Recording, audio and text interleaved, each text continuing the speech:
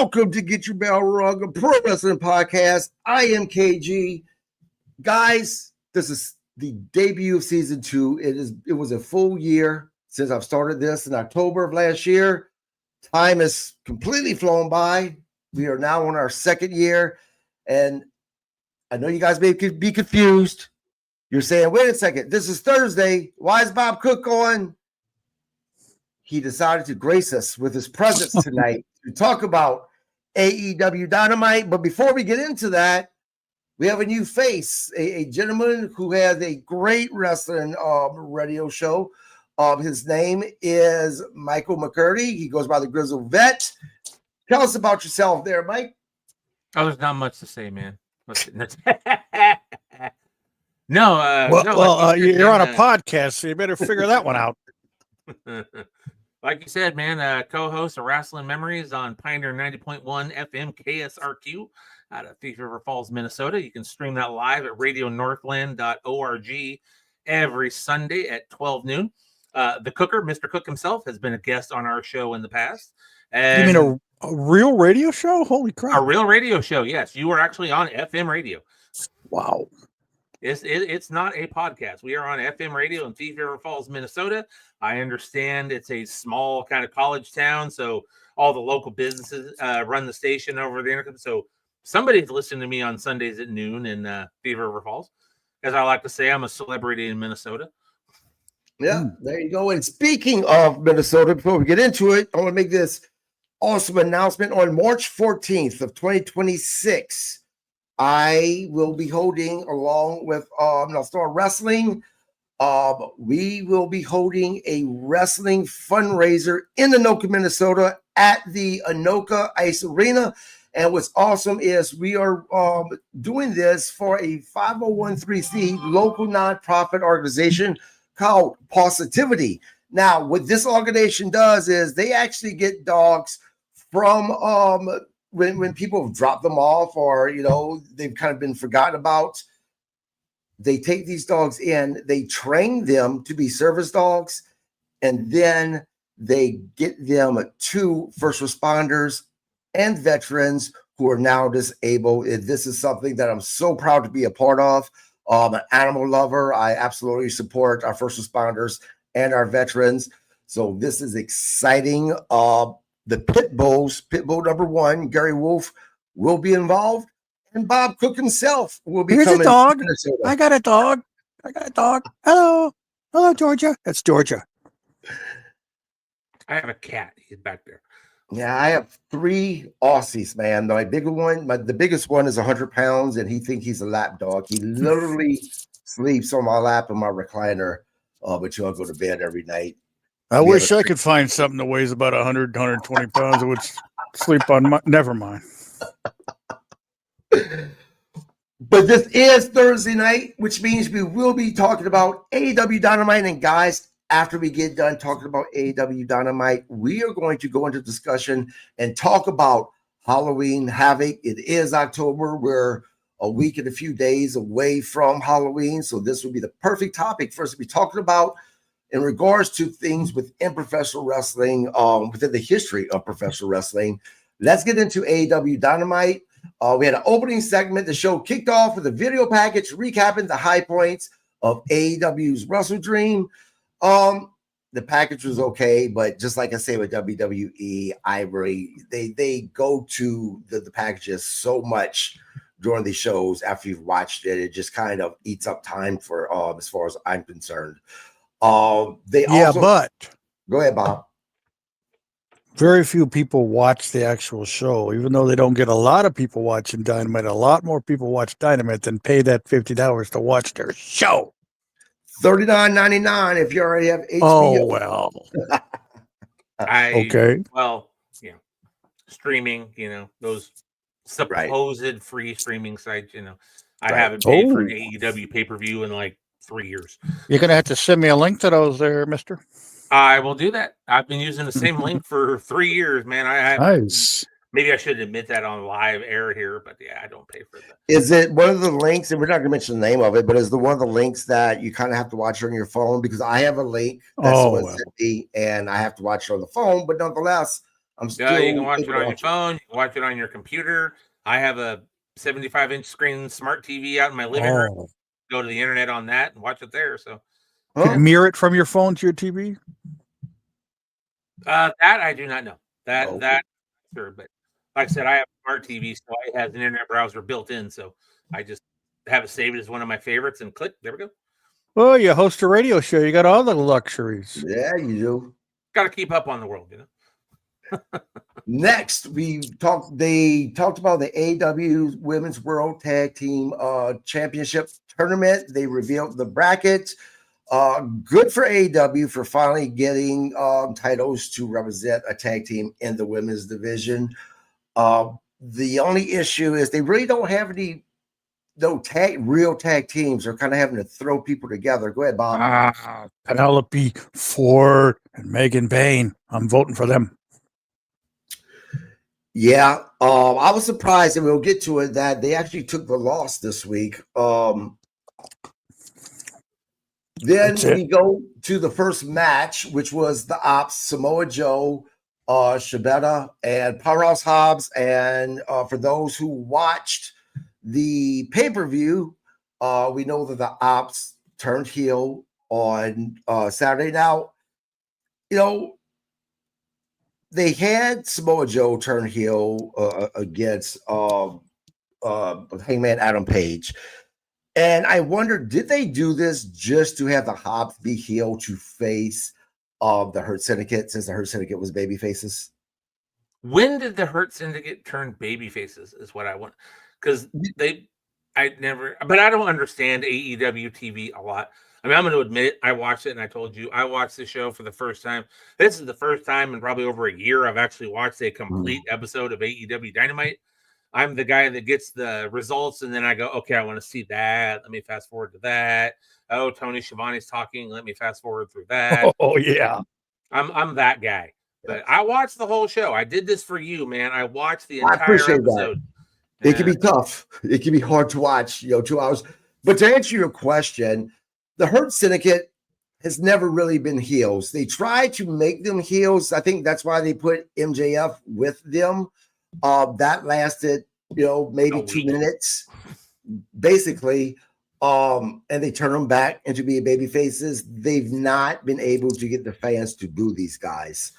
Now, what's surprising about this match last night was the ending of it. They actually had MVP tap out, which kind of goes against the whole Hurt Syndicate thing, how they hurt people. They're this badass team. I get that it wasn't Shelton Benjamin or Bobby Lashley that tapped out, but still, it was MVP. They were going for the triple titles that they had. We had interference. I guess this whole thing with the Hurt Syndicate and what's the name of the tag team with see, this is what I'm telling you, Mike. I have to write notes, and I didn't put it down. Ricochet, are you talking about the team? Yeah, Ricochet's team. That's the Gates of Agony. Gates of Agony, right. So apparently they're not. I thought after the pay-per-view they would be done with this feud. I guess they're not. So I don't know. I'm torn about this feud, to be honest. I mean, it's not for anything. None of these teams have the titles. This is just guys are just feuding for whatever reason. Bob. Look, let's be honest. The only reason the Hurt Syndicate has a job is so Tony Khan can prove to the world that he's not racist. That's the God's honest truth. Whoop-de-doo. No one gives a crap about a bunch of 50-year-olds. I don't care what kind of shape they're in. Come on. I don't know, man. The fans, they pop for Hurt Syndicate. They really like these guys. And look, they are in tremendous shape. Shelton Benjamin, it's still just such a pure athlete. He really is. Now, I know, Mike, that you said it's been a year since you watched a full AEW. What did you think about this match? And what do you think about the whole feud with the Gates of Agony and Ricochet? I enjoyed the match. I'll give you that. For me, the highlight was getting to see Hobbs and Bobby Lashley, because those, I don't care how old anybody thinks Bobby Lashley is or how old he actually is. Bobby Lashley is a physical specimen. That man is a beast, and you can't discount Powerhouse Hobbs in that either. So, But but the match was good. You said interference. I didn't even see. I was watching it, but I didn't even see interference. I saw Ricochet standing there long enough for MVP to look at him. Right. And then Samoa Joe put him back in the coquina clutch, and it was tap, tap, tap. Right. Now, Yeah, and MVP tapping out doesn't surprise me, though. Right. It was more of a distraction than interference. You're right about that. You blinked, you missed it. You wouldn't even know what happened. Right. Go ahead, Bob. Well, I was just going to say, yes, Bobby Lashley's in great shape. He's always been in great shape. But can you put your feet on the desk? Can you light a cigar? Can you sit back and wander back in time and think, hey, this is a Bobby Lashley match that I want to see again? No, you can't. You can't pick one match in the history of his matches that you'd want to see again. So in shape, not in shape, who cares? I actually rewatched Battle of the Billionaires the other day, but I mean that that was by mistake, though. You didn't do it on purpose. Next, we had the women's 4-way tag team match. Winner chooses first round opponent. We had Megan Bayne and Penelope Ford against Jamie Hayter and Queen Amanada versus Harley Cameron, and Will Nightingale versus Sky Blue and Julia Hart. Now, I'm going to be honest. I am a fan of Julia Hart and Sky Blue. Obviously, they didn't take the match, unfortunately. The winners of this match were Jamie Hayter and Queen Amanada. What do you guys think about this match? I thought the stipulation was stupid. A 4-way tag match. The winner gets to pick their opponent in the bracket. Okay. There's no. You're like, okay, because I mean, anybody who's got a half a brain knows this tournament's already been booked, so they're not really picking their opponent. They're just kind of announcing their opponent. Wait, you're talking about wrestling fans. They're not thinking that way. This is true. Now, for me though, my pick out of this tournament is because it's what I want. I want to see Toni Storm and Mina Shirakawa. I want to see them win this thing. Yeah, I'm a Toni Storm guy. I love Toni Storm. Yeah, I like Toni Storm too. I think though the gimmick that she's doing that has done really well is starting to dry up a little bit. I think that putting those two women together, though, I think it may add something new, hopefully, where it'll revitalize the whole Toni Storm gimmick that she's been doing. Bob, what did you think about this match? Your girl Megan Bayne was in it. I love Megan Bayne. There's a lot to love about her. I don't know. Very true. She's a big girl. Beautiful girl, though. I don't know. Yeah. I love Megan Bayne and Penelope Ford. They're great. Great looking. No, they're good. They're good wrestlers, too. Toni Storm, her character is hilarious when they do the after-show press conference gimmicks. But as part of the wrestling business, she's like Danhausen. She's a mockery and makes everything look like a joke. Right. And I hate that. You can't be serious 1 minute and then act like a clown the next and be taken serious. Right.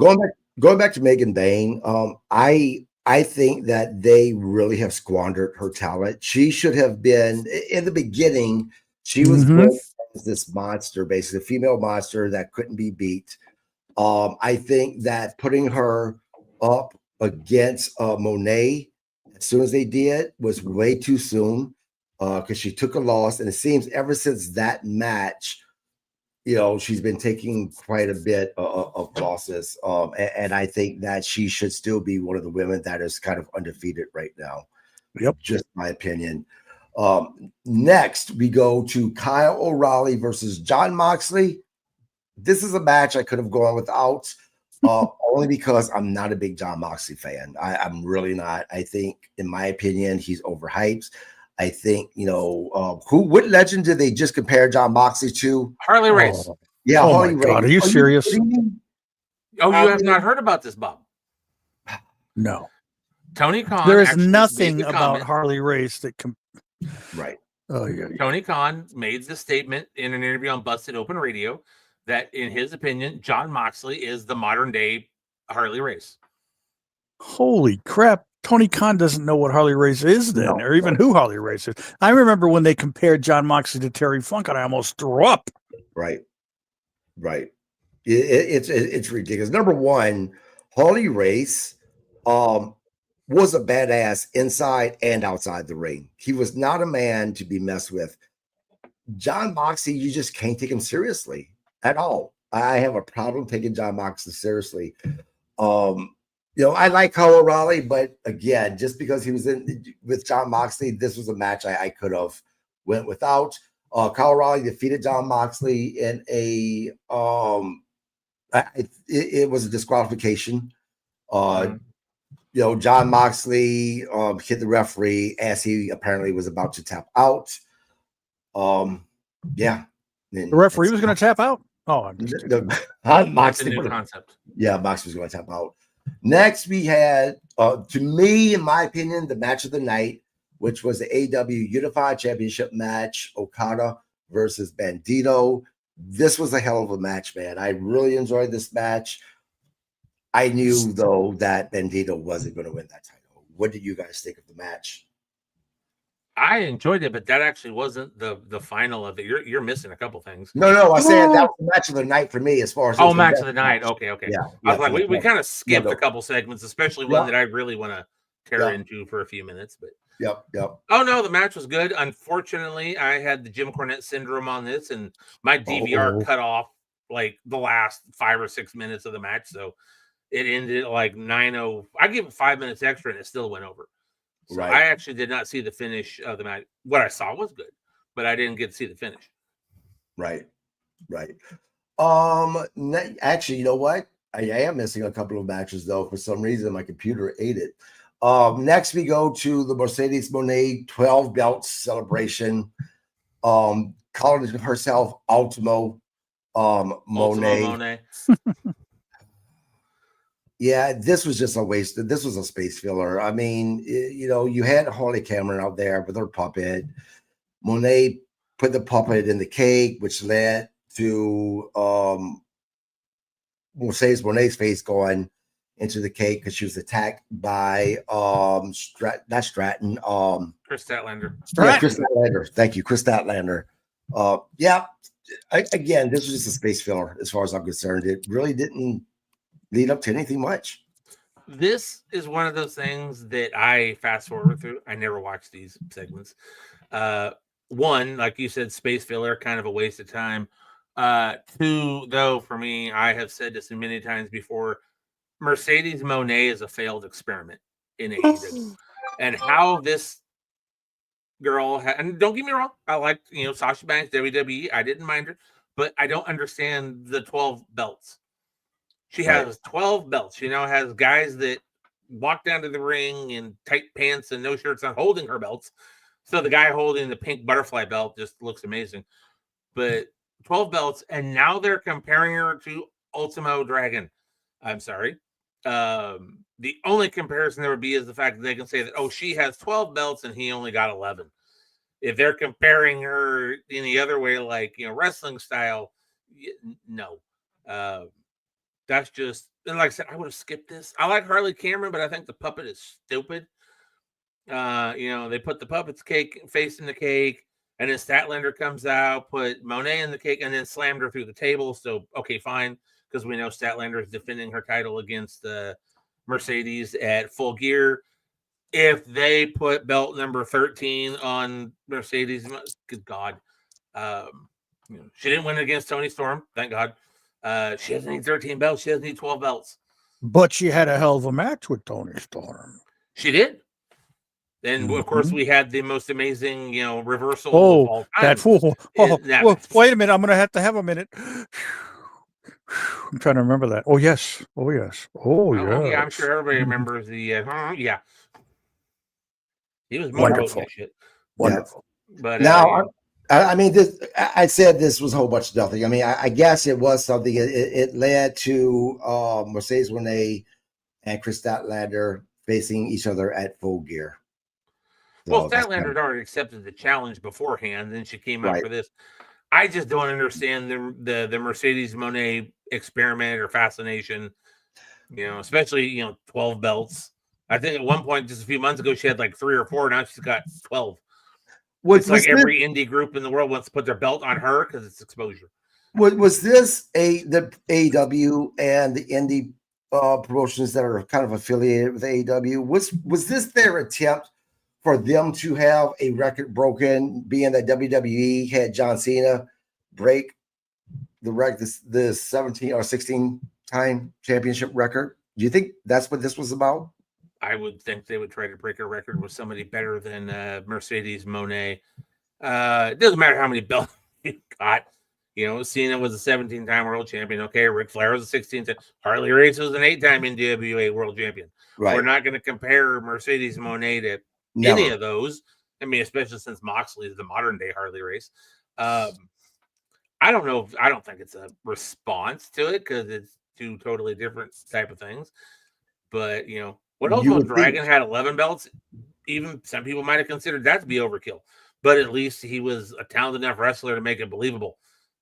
You know, right. Mercedes isn't talented enough to think that she could hold 12 titles at one time. Yeah. And now I guess the varsity, you know, guys that really haven't done anything in AEW, like they're the guys that carry her belt for her now. It's just ridiculous. She had a bunch of guys out there. Isn't the varsity? Isn't that the what? Griff Garrison and whoever else? Yeah, okay. Yep. Then we also had actions in AEW. Yeah. Well, you know what I think? Go ahead.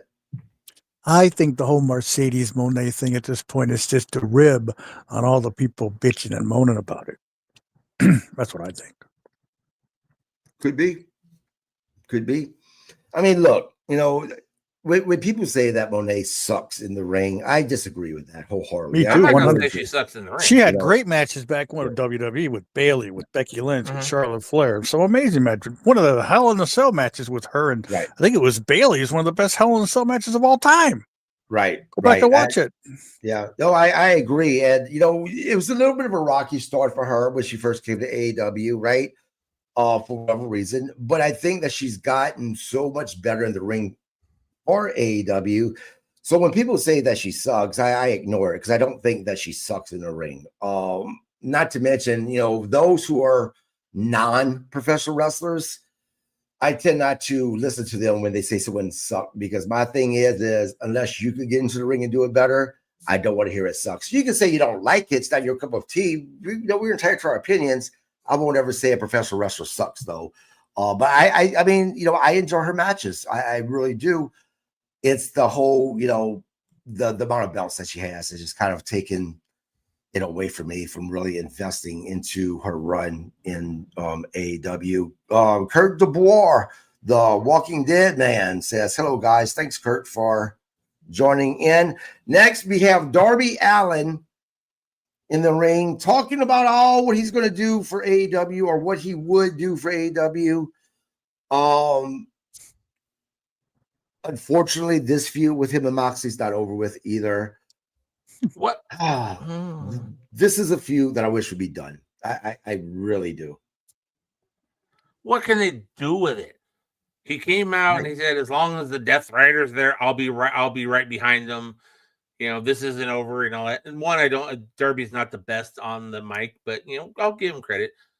You know, like you said, I'm not a professional wrestler. I'm not gonna insult anybody because I can't do what they do. I like you said about Mercedes, I can't do what she does. I couldn't even come close to it. I just think that she's not 12 belts is too much. As far as this feud goes, what more can you do? They did a coffin match to go into an I Quit match. I don't know what the third match would be to go up from that, but it's like, you know, if you want to compare Moxley to Harley Race, it's like starting out and having, you know, Harley Race defending a belt in a Texas death match. And then it goes into, you know, the next step. They're going up in insanity as far as the matches go. If they had started off with this match, which built to the I Quit match or that coffin, and then built to an I Quit match, that makes sense. They just straight went for a coffin match, an I Quit match, and they saying the feud ain't over. Right. Well, and look, what can they do? At Wrestle Dream, they had everything. I mean, they even had a fish tank where they tried to drown Darby Allin. Yeah, it's not getting a lot of positive response from people. But you know what? This is one thing I will say. A lot of people who are complaining about the whole fire thing. I had to remind people. They were even complaining about the plastic bag crap that happened a while back. I had to remind people that, back in the 80s, in Mid-South Wrestling, Skander Agbar threw a fireball in Hacksaw Jim Duggan's face, burnt his beard off, right? You had the feud, I think actually it was against Funk and Ric Flair, when Terry Funk tried to kill Ric Flair with the plastic bag. So this isn't the first time we've seen this type of brutality. I think the problem is that AEW keeps on going back to that so often, where it doesn't make it seem so special anymore. It's one of those things that's like, really, this again? And the fish tank thing, I just thought was dumb, in my opinion. I don't know. Was there fish in the tank? It would have been cooler if there was like a bunch of goldfish in it. Right. Get a close up with his eyes open in the water and the fish swimming around him. Would have been great. And they actually took the time to go in with the big bucket container and fill the fish tank with the water in the middle of the ring. Well, there's supposed to be a match going on. They're pouring the water in the thing. And you talked about, Ric Flair and Terry Funk. Yes, it's happened before. One difference is, Terry Funk did it far better than John Moxley or any of these guys have done, because you thought, oh my God, he just killed Ric Flair. We believed it because Terry Funk made it believable. Right. AEW and Moxley, they can't make it believable because it just looks too over the top. Right. In the 80s, it was believable. TBS made Terry go on the show and apologize for that, though. Remember that? Really? He had to go on the show and say, "Don't you kids out there try that." That's right. They made him do that. He didn't do that because he wanted to. Thing, yeah, they made him do it. I was there. They made him do it. You know what's ridiculous about that is when it comes to professional wrestling, they harp on these promotions to make sure to have warnings like that. But yet, when have you ever seen the Warner Brothers or whoever with Bugs Bunny cartoons, with the Road Warrior Coyote, them saying, kids, don't do this. You really can't run through a brick wall, or if someone drops a weight on you, it's going to kill you. That's why I find it so ridiculous. I mean, look, if your kids don't have enough common sense to know that you shouldn't put a plastic bag over your head. Well, they have a warning on the back of a TV dinner telling you, hey, it's going to be hot when you take it out of the oven, folks. Be careful. Yeah, there's warnings on it. There's warnings. People have to be told everything. Cup at McDonald's. Right. Caution contents maybe. They would say I think there's actually a warning. I think it's like you get a plastic bag and I don't know, you buy a DVD player or something in a plastic bag. There'll be a warning. This is not a toy. Mm-hmm. The bag. You get silica gel in the pocket of your leather jacket and it says "Do not eat." Right. And there's a reason why they say that, because some moron found that, opened it up, and went, "Oh, hey, what's this?" Yeah. Well, hey, look. Yeah. A quick, so talking about warnings and someone out, they have these warnings because someone actually did it. Years ago when I worked in law enforcement, I had to go pick something up at a hospital, and in the basements where they kept all the dead bodies in the cooler. And I walked in there to grab some paperwork, and I noticed that there's a big old sign in the cooler that said, "Please do not keep your food in the cooler with the bodies." Now I'm like, someone did that for them not to put that note up. I mean, exactly. And you compare the cartoons, Bugs Bunny and the Roadrunner, and of course, like the Three Stooges and their type of stuff. But the thing is we've seen evidence now, because for years, backyard wrestling, don't try this at home, was the big thing on TV videos, because idiots are out there doing this. Look at social media. Have we all seen Superhuman before? Right. This is for juggalos and juggalettes. Don't try this at home. Whoop whoop, and then he jumps onto a which proves that warning in a microwave, and you watch it because he's funny. Which proves that warning signs do not work. If someone's an idiot, they're going to be an idiot regardless. We go backstage to the Young Bucks meeting with Tony Khan. He gives them a match worth $400,000 this time. The match is a random amount of money. Yeah, it's going to be Jurassic Express, and it's also going to be against with Stokely and Dax. It's FTR and the Young Bucks versus Jurassic Express. Yep. And Jet Speed. I love that. Right. They can't get any small. I don't think they can get smaller than Jungle Boy. with jet, but they bring out jet speed. Yeah. Now, this is what I like about this. For a few years, people kept on talking about the Young Bucks, how because they are really the EVPs, that they always put themselves in these great matches, or they always win. Let me tell you, this really does prove that the Young Bucks are willing to put people over and do things to make them look silly, because since they've lost their EVP title, they've just been going through some ridiculous things on AEW. So I for me, it makes me respect them a little bit more, the fact that they're willing to do this to themselves and their career, considering that they have the position that they have where they can still be holding the tag team titles if they wanted to. But is this a match that excites any one of you? No. I don't mind jet speed because I like Speedball Mike Bailey. I like him. But the match itself, no, and that random amount of money. Right. $400,000. Okay. When couldn't do $500,000, couldn't do $250,000. We just spit out a $400,000 match. Okay. Right. Well, but this goes back to what you're talking about with Darby Allin and John Moxley. Like, what else can they do? Right. They started off with big, and now, well, they already had a $500,000 match. Why did they start off the Young Bucks with these type of matches, starting off at $500,000 instead of starting, well, here's a match for $250,000 and then going up from there? AEW seems to do stuff backwards. Well, Tony does everything backwards. Yeah. And as far as Tony's booking goes, and Bob was there at the time, but I think Tony likes to go back onto Peacock or whatever and watch old WCW Saturday night and old Clash of the Champions and go, hey, I like that idea. Let's book this. That was some good stuff. Won't be as good.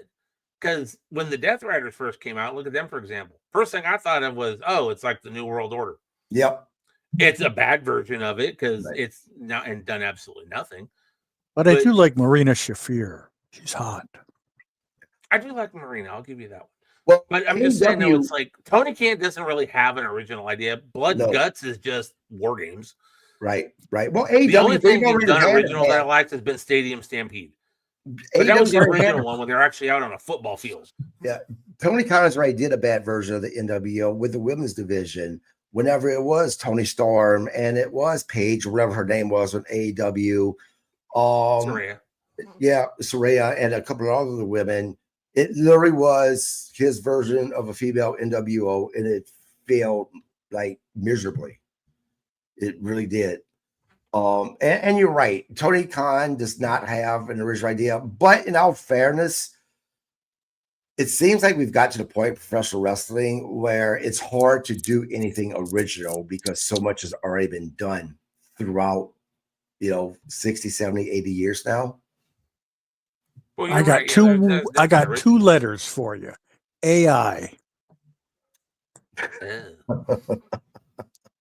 They could write better wrestling programming. Probably. You could write better wrestling program if you said, figure out a feud between John Moxley and some dipshit on AI, and they'd come up with a whole scenario in 2 seconds. That would be better than anything Tony Khan could wrap around his head. I like talking with Bob. He's got the right idea. I don't know bash Tony Khan, but I love AI. Said that he used to write. He had a notebook and he booked his own fantasy federation called Nitro, and so he full on admits he's an old WCW fan, and he's just basically recycling everything he saw that he went, oh, hey, that's cool. Now there's a few things that WCW did that, I hope he doesn't like recycle, but Yeah, but he forgets that a lot of those feuds and things in WCW were revolved around Ricky Steamboat and Ric Flair and Magnum TA and Dusty Rhodes and people who actually were really good and over with the fans. Actually talented, yes. Not idiots like John Moxley, who acts like an idiot from the minute he comes on the screen. Something Harley Race never did, by the way. Right. I can't stand John Moxley's character where he just walks out and he's always just like some kind of ape or something. I don't even know. Yeah. Well, so far, John Moxley has been compared to the Funk. Oh. He's also been compared to Stone Cold Steve Austin. Oh, my God. Are you serious? Yeah, JR of all people was the one that said that he was the next Stone Cold Steve Austin. Oh my God, I like Jim I have Ross. not heard that one. Well, I knew did there was anyways. comparison. Years ago. Oh, when years AEW ago. When AW first started, he said that Oh, okay. Moxley reminded him of a young Stone Cold Steve Austin. Yeah. You reminded him Well, of a young guy with Stone long Cold hair, Steve blonde Austin hair could in, have been- in Texas. Yeah, I'm about to say that could have been, Stunning Steve in the USWA feuding with the, Chris Adams and shit. Right. Right. Next, we go to the main event, which is the trios match. Roderick Strong, the conglomerate with Mark Briscoe and Orange Cassidy. They actually defeated the Death Riders, Claudio Castagnoli, Will Ayuda, and Daniel Garcia. This was a decent match. I enjoyed the match. I didn't hate this match. Lots of action inside of this match. It was decent. It was not the main event. The main event was actually What Bandito and Okada was the main. was it? I got Yes, them backwards. the Sorry trios about that. match came after because what was it? Oh God, what was the match before that? Oh, Moxley and Kyle O'Reilly, they had their match. That ended. Death Riders came out. Here came You're the right. You're right. conglomeration to make the save. And then you come back from commercial and there's just a match. You see, Bob, AI sucks sometimes. They get things twisted around. What, AI did that too? Oh my God. Yeah. I got out of the recaps. I watched it, but I got out of the recaps in order, supposedly, from AI to make it easier on me. I don't normally call the matches. This is what I miss about my previous co-host. He did color the matches. I gotta get used to color the matches for this. But the trios match, what did you guys think about it? I enjoyed it. I mean, it, for what it was, it just seemed odd that it just came back out of commercial and there's a match. I think they're wasting Mark Briscoe, unfortunately. What? I mean, he got the win. He did, got the J Driller and all that, and got the pin. So great, but they're wasting Mark Briscoe. This guy could be an AEW world champion. This could be a guy that the fans. I'm gonna have to go, people. And they're putting the belt on, Hangman Adam Page. I'm not an Adam Page fan. He's all right. Well, I got to tell you something. If I was running a company, I would rather have someone like Hangman Adam Page representing my company as the world champion than someone like Briscoe, who's like some backwoods hick. Whether he's as ignorant as he portrays or it's just a portrayal, I wouldn't want him representing my company. Maybe not the world champion, but I could see them putting on, he should have beat Fletcher for that title. I can see him having a title like that. I don't think, though, that they'll ever put a title. They won't, and that's unfortunate. But he's one of those guys. He could be the world champ. He's one of those guys. If you're somebody flipping the channels and you're going, "Hey, what's on TBS? Let's see." Oh, I've heard about this wrestling show. AWA. What is it? I don't know. What is this? What's this clown? Oh, that's this toothless goof. Oh, geez. I'm gonna go back and watch something else. Oh, I'll watch nothing. That'd be better than this. That's what your average person would think. Maybe, Bob. Guys like that, the whole people, everybody in that 6-man tag team would be that way when people who don't like wrestling or understand wrestling are flipping through the channels with the hope of catching them to watch the show. They're just flipping and go, what's this crap? Oh, well, who's this guy with his sweet kicks, dressed like a clown and wears sunglasses? Oh, Orange Cassidy or something. What is it? It's like clown names. It's a clown show. Come on. Yeah, I mean, maybe for casual fans or people who's never follow professional wrestling, but fans of professional wrestling love Briscoe. I mean, they really do. This guy gets a massive pop. I think that if they did put some type of a title on him, I think that the fans of AEW at least would absolutely go apeshit crazy. Because they really want to see him get a title. Maybe it's because of what he went through with losing his brother. I don't know. I like Mark Briscoe. He makes me laugh. And, I think that he looks like a fighter. I mean, he really does. There you go. That's the way I look at it. I see Mark Briscoe, and you hear him talking, and, he's missing his teeth, and you look at him and you kind of go, okay, well, who is this crazy bastard? And then you watch him get in the ring and you're like, okay, he is a crazy bastard. I like that. It's not like, we're going back to Moxley again with the shaved head and looking on Matt. I can't believe Moxley. Well, let's just book Moxley Briscoe doesn't against. look like what he's portraying. Let's book Briscoe against Eddie Kingston. That'll get the ratings up. Oh my God, That's a match I would want to see. Eddie Kingston, Eddie Kingston's the type of guy that you want to like, right? But inside the ring, and I hate saying this because I'm not a wrestler, right?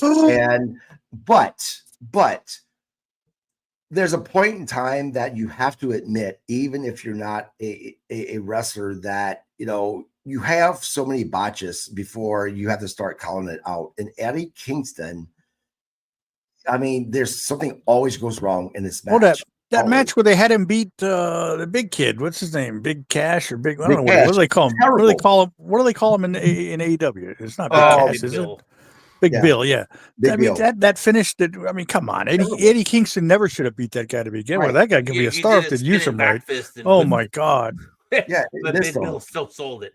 Eddie Kingston's the only guy who's been out of wrestling with an injury for a long time, and he came back in worse shape than when he was out. He should have done like something like Moxley's a freaking drunk. He goes away for a long time, comes back in the best shape of his life. That's what you do. That's how you show pride in yourself and pride in the business. But he didn't do that. Eddie Kingston come back looking like a bigger slob than he was before he left. He was one of the biggest slobs before he left. I'm blown up. Terry Zeller going back to JR, talking about Moxley, said JR Stroke was talking. There you go. Yeah, Terry Zeller. I like JR. I like JR, but Terry Zeller, by the way, friend of mine. I love the guy. He says he agrees with Bob, but he goes on to say, "And Terry, I'm sorry, brother. You know I love you. I respect you. You are someone that wrestled in the ring. You work for WWE. I get it. You know more than I do, but I still have to disagree when you said Briscoe couldn't work his way out of a wet paper bag. I think that's just being a little bit too harsh, in my opinion. But you know what? It's all perception. I'm like, for everything on this one. Nobody is on. I don't know. No, I've been agreeing with you, actually. Hey, and I'm sure he's agree with Bob. I'm sure he's a nice guy, and I feel horrible about what happened to his brother. That in itself was bullshit at times a million. But I've never been impressed with the guy. Okay, I've seen a couple things he's done. Well, that was a good match, but for the most part, hit and miss, hit and miss. You don't want a guy like that as your champion. Come on. And I think part of the Mark Briscoe thing, and this is, he was one half of, obviously a tag team with his brother, and the Briscoe brothers were like, over like Rover in Ring of Honor. Everybody loved the Briscoe brothers. So like you said, when Jay passed, it was fan support. He lost, and that's, so Briscoe is a singles competitor, maybe not as good as he was when he was a tag team competitor. And I'll say with FTR at that time, that trio of matches that went, those matches were insane. But like I said, Briscoe's probably more of a tag team guy, and he's taken some of the shine from that to go into a singles, Right. I watched the funeral and I teared up when he spoke about his brother. I'm not a complete inhuman. And they were big Terry Funk fans, so they're not all bad. But then again, everybody's a Terry Funk fan, so that's not a big deal. Well, I'm not. No, I'm just kidding. Wait a minute. Just kidding, Bob. I say nothing bad about Terry Funk. Oh, man. Don't get Bob to quit this show. It's your first night. I got to sit and listen to Terry Funk and Jim Ross. No, I just had to get a piece of tape and put it over this for like 45 minutes. Some of the most amazing conversation I've ever heard was listening to JR and Terry Funk just talk old, like, wrestling for 45 minutes. They just had a crowd standing around them at CAC just listening. We were like little kids, like, okay, Uncle Terry, tell us another story. Yeah. And he just had one after the other. Yeah. Mike, well, since you obviously are better at calling stuff than I am, why don't you take the rest of AEW, but before the rest of the show, but before you do, Terry Zeller says, Briscoe reminds me of a backyard Arkansas wrestler, because that's what he is. He is he's a chicken farmer. Yeah, but he shouldn't be on a nationally televised wrestling show if that's the case. But I realize that AEW they do a lot of that backyard wrestling crap. It's amazing. I have a feeling that some of the TBS executives, the one that actually make a difference, never saw the show or it wouldn't be on the air. Some of the crap they've done. Well, AEW is basically today's WCW. That's literally how I view them. They remind me of WCW. You mean they're going out of business soon? Well, that sounds interesting. Gonna get bought by TKO. And well, to be honest with you, if these networks did what they used to do back in the day, the promotions actually had to pay these networks for them to be on TV. Now these networks actually pays these wrestling promotions like AEW, WWE. If it was back 20, 30, 40 years ago where AEW actually had to pay to be on this network, AEW wouldn't be around right now, in my opinion. Not at all. But well, they might be. The guy's rich. Warner Brothers yeah. paid them a lot of money. So, I mean, that's how they're staying profitable. They say a lot of money, but then you got to compare that to like, TKO money, and look what they've been paying for their product. People that are saying, AEW is the number 2 federation. It's a big distance between number 1 and number 2. Right. Absolutely. So, all right, Mike, you got the rest of this, Matt? I think you actually covered the matches pretty clearly on this one. Okay. I will, for the next week, I will make sure that I have my notes available here to go over the lineup because, I had different sources and all that. So that would be great. I will handle that. I will throw out the matches and we'll make our discussions. Like I said, we got to pick up a rhythm here. Yeah. Well, I tell you, look, I am a man that knows my strengths and weaknesses. And I know I'm a good interviewer. I get compliments all the time on my interviews with my guests. I know that I suck at this part. I call the matches. That's why I prefer other people to do it. And I'm good at asking questions. But yeah, then that takes care of AEW Dynamite. As we said, we're going to talk a little bit about Halloween Havoc.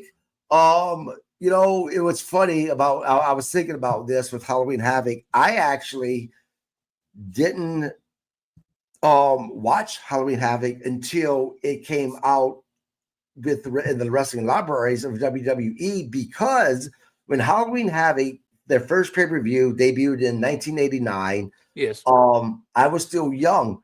I couldn't afford. I was with my parents, couldn't afford to buy the pay-per-view. So back then, I just had to wait until to hear what they talked about to know what happened.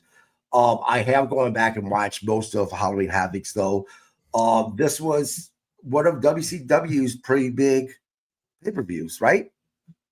It was, and this was the time when you had Fall Brawl coming out, and then they were starting to get monthly pay-per-views weren't the thing quite yet. That was coming up. I think that was about early 90s. You started getting like a pay-per-view every month. Halloween Havoc started in 1989. Bob, what was your tenure WCW at the time? When were you there? From 87 to 94. Okay, so you would have some background on on Halloween Havoc and kind of its inception. I got to meet Elvira here. I got to meet Elvira because she came to TBS Studios to film that commercial. Oh, fun!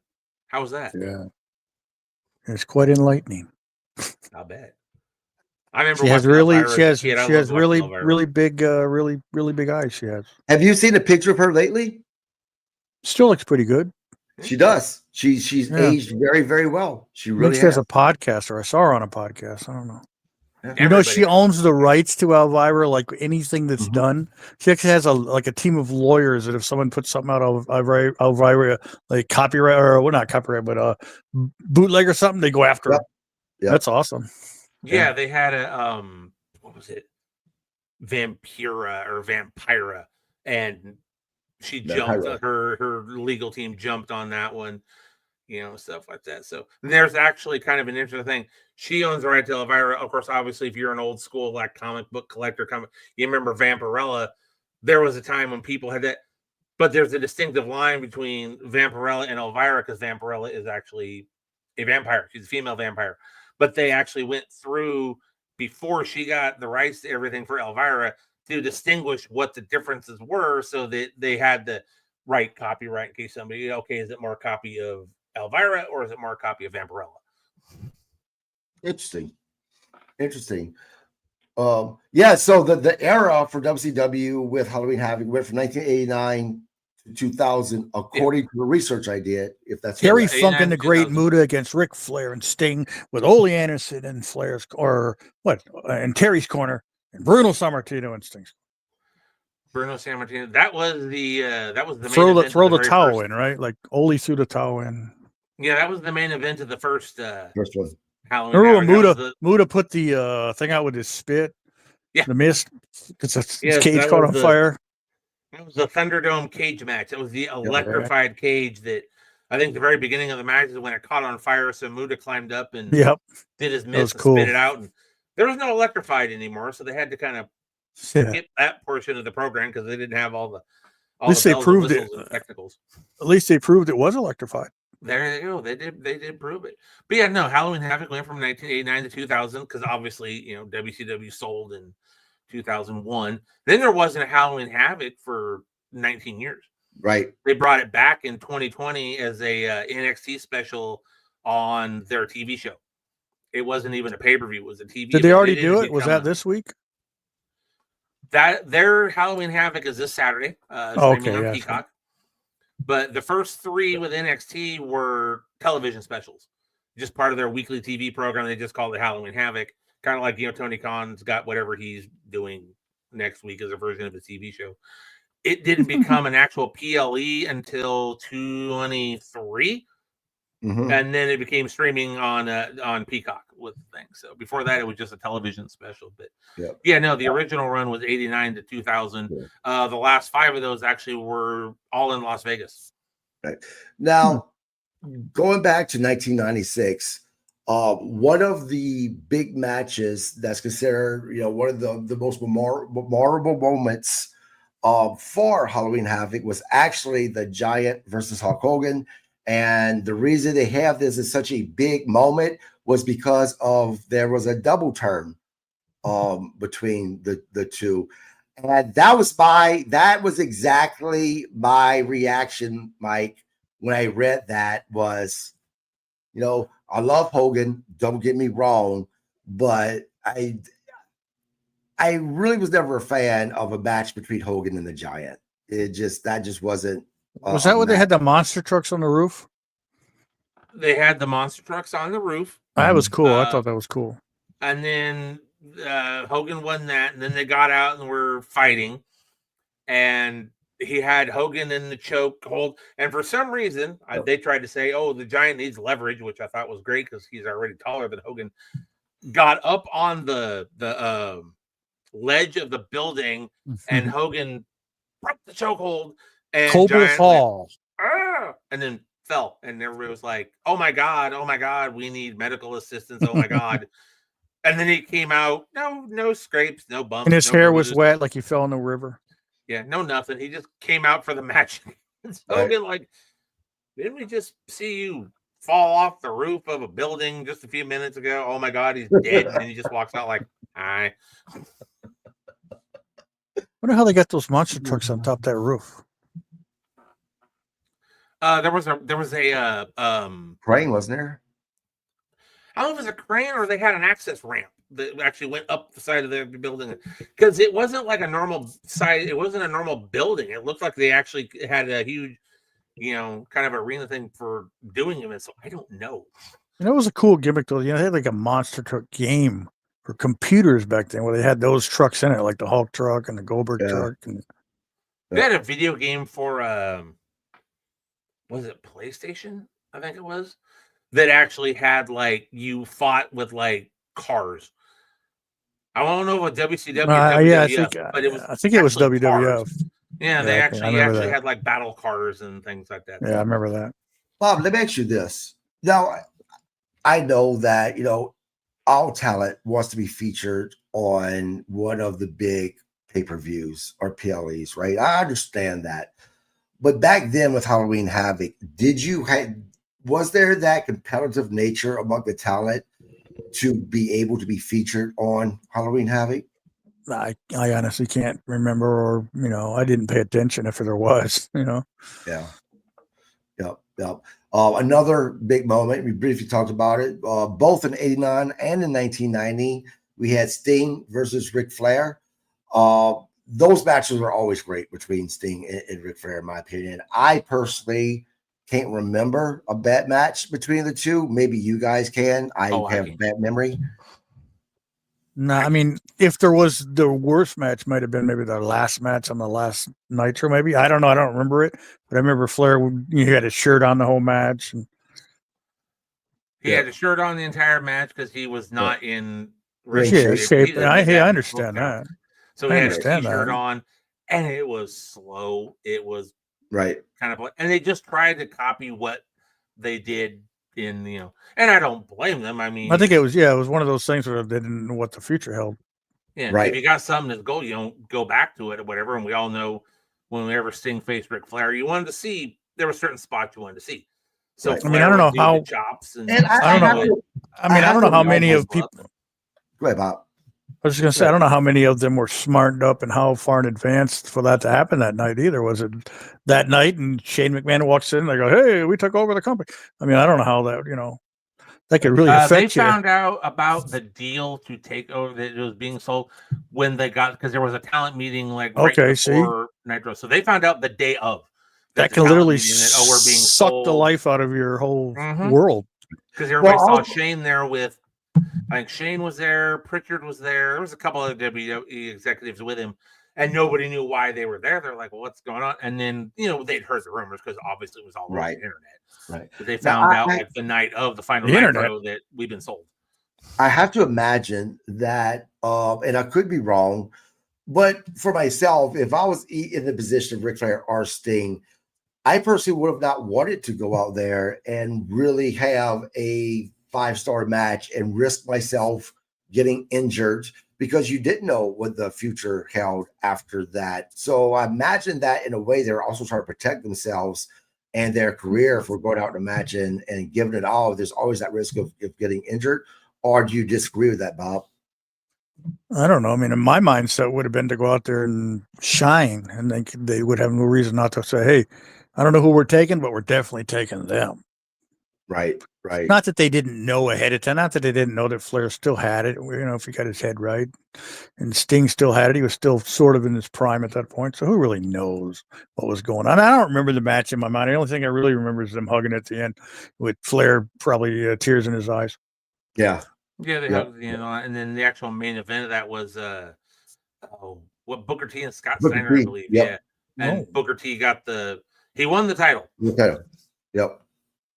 He won the title in the last Nitro because he went to Raw and it was actually supposed to be a WCW title match, and that god awful thing they did with him and Buff Bagwell on Monday Night Raw as a WCW introduction when they were supposed to be their own federation or their own group with their own TV. And yeah. Now, when I had Buff on the podcast, he thought it was horseshit. The way they let them go. He said that he thought their match was fine, that it wasn't a bad match. I'm sure you remember that match, Mike. What were your thoughts on that match? Their debut on WWF/WWE now, between Buff Bagwell and Booker T. Do you think it was as bad as WWE made it out to be? I don't think it was as bad as they made it out to be. And like I said, this is 24 years ago. So, my memory is not great. Sometimes I can remember something that happened 25 minutes ago. But was it that bad? No. I think it was just something the fans weren't expecting because they changed the entire set to a WCW set. They had WCW announcers. They had WCW referee, ring announcer. It seemed awkward. And from what I understand, and I don't know if Bob can relate on this, I've been told many times that it's the ring. Working a ring in WCW, they weren't used to working the ring in WWE. I don't know if it's a size difference, if it's a bigger ring in WWE, what the deal is. I mean, maybe Bob can kind of fill us in more on that. But I always hear that, and it wasn't they were used to working that ring. Yeah. 100% true. The rings are bigger, and back then they were hard. First time I worked for the WWE, besides that extra 2 steps you had to take, the ropes are made out of rope, which is much looser. It's hard to get used to because you're used to hitting the WCW rings where you hit those ropes and boom, you come right back. Whereas WWE, it's like you hit them and you're like, whoa, and then when you get first time I got a hip toss, now I got the wind knocked out of me. So I know they're better than they were now than they were then, but. That's definitely something to get used to. Yeah. Now, another big moment that happened, according to what I have at Halloween Havoc, was in 1996, where we see the debut of the Outsiders, Kevin Nash and Scott Hall.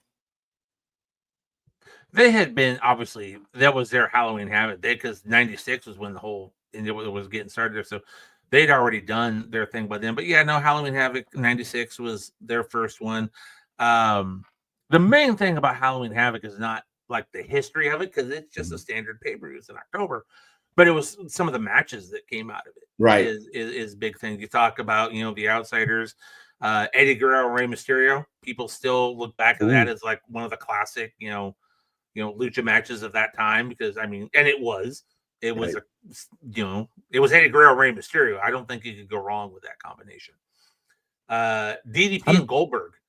That's a match that people talk about, because one, due to the match that had run before, which is Hogan and Warrior,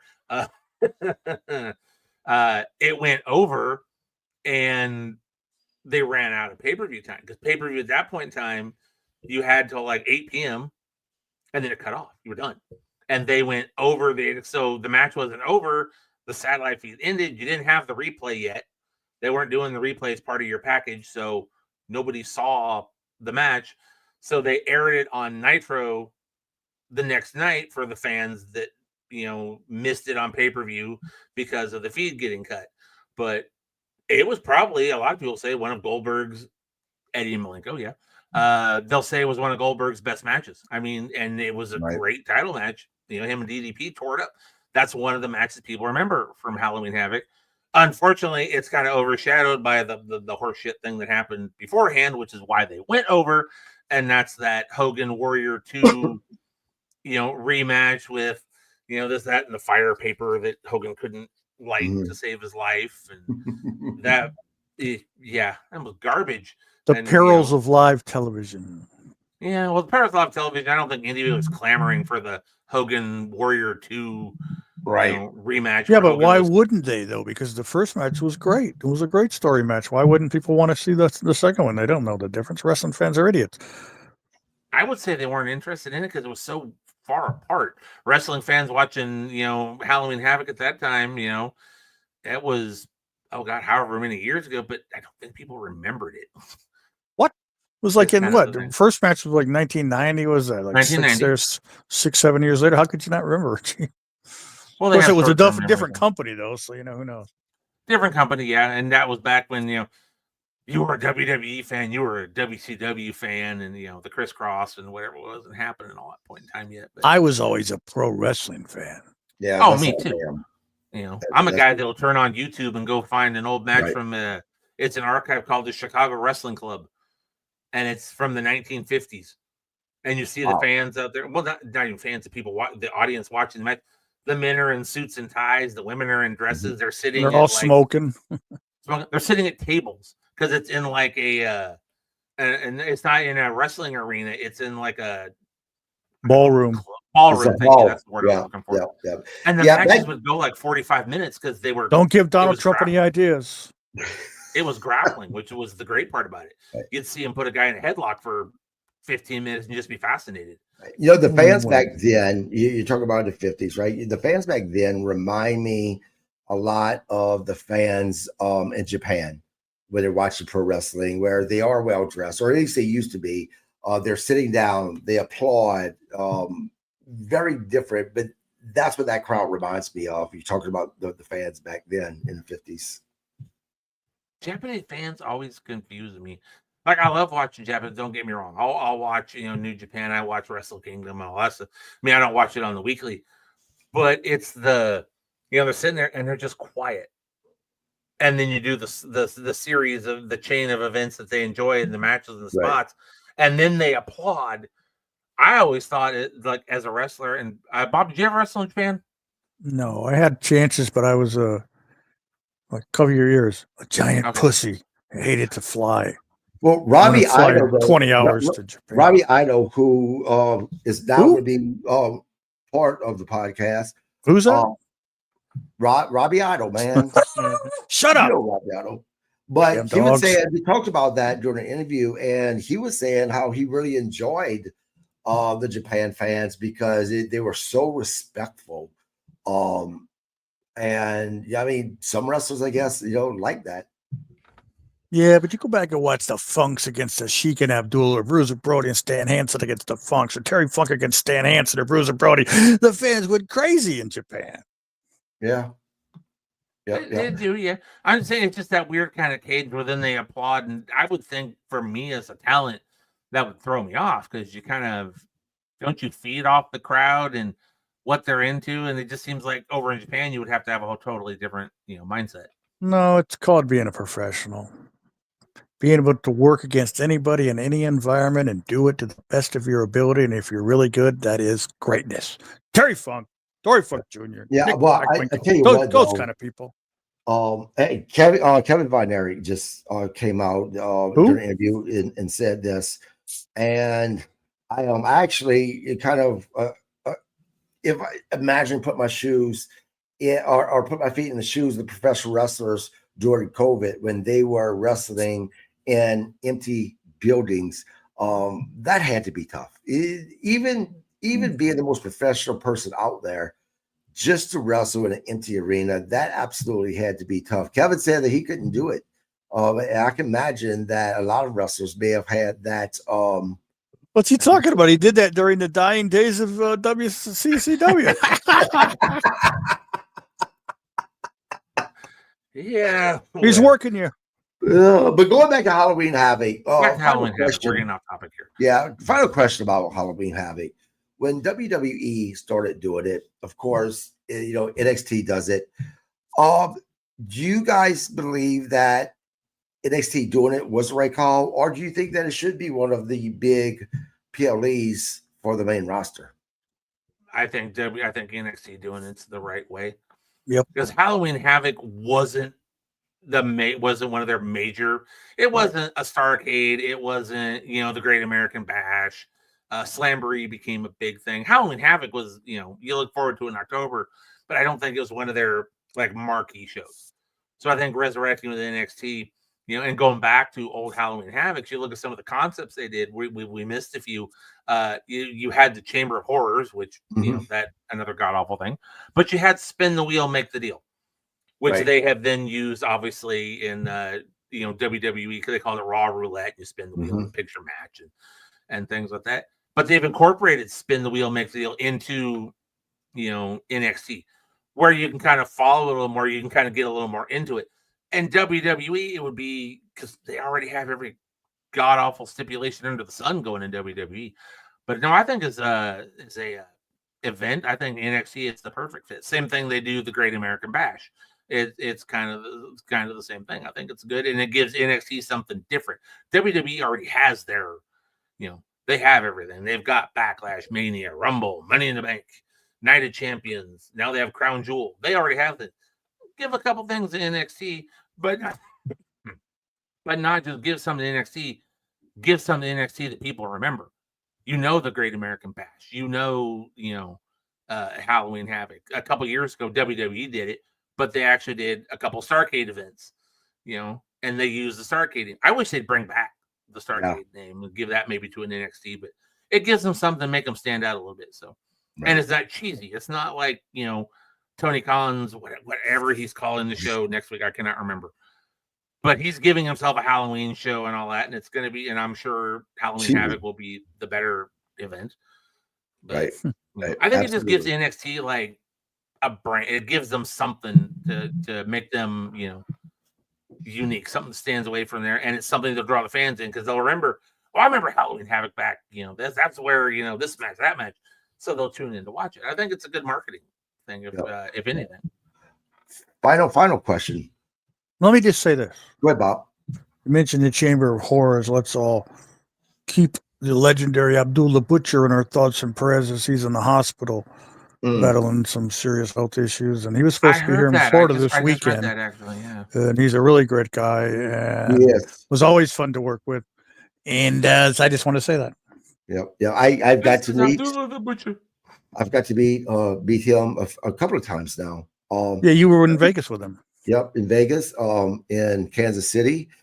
Great guy. Such a great guy. I actually got involved trying to book an interview with him during that incident here a few months ago with him and the supposed author of his autobiography. Yeah. That was kind of interesting. I was supposed to have him for an interview on the show, but he backed out because right. Basically the author? Huh? Oh no, I was supposed to have Abdullah on the show. Oh, Yeah, but he backed out because all the kerfuffle happened with the author of the book, and so they backed out of the interview. And I'd still love to get an interview with him. I think it'd be great. But Yeah, great guy. His family members are great as well. His nephew, and I wish I could remember the kid's name. I apologize. He wrestled at On the Fly in Vegas. Mhm. Phenomenal, absolutely phenomenal. He really was. But the last question for Halloween Havoc before we wrap it up, start with you, Michael. What was either your favorite moment or your favorite match of all time, Halloween Havoc? oh God, all time. I love the gimmick matches, and I just love the matches. Probably my favorite match is Cactus and Big Van Vader. They did a spin the wheel, make the deal. That's probably one of my favorites. Favorite moment. This is going to go back to Abdullah. It's the Chamber of Horrors, where the object of the match was you're supposed to put your opponent inside the electric chair and flip the switch, and you're supposed to, and Abdullah had Rick Steiner in there. Rick Steiner did the belly to belly, put Abdullah in it. Cactus doesn't realize this is happening. He's hanging on the thing.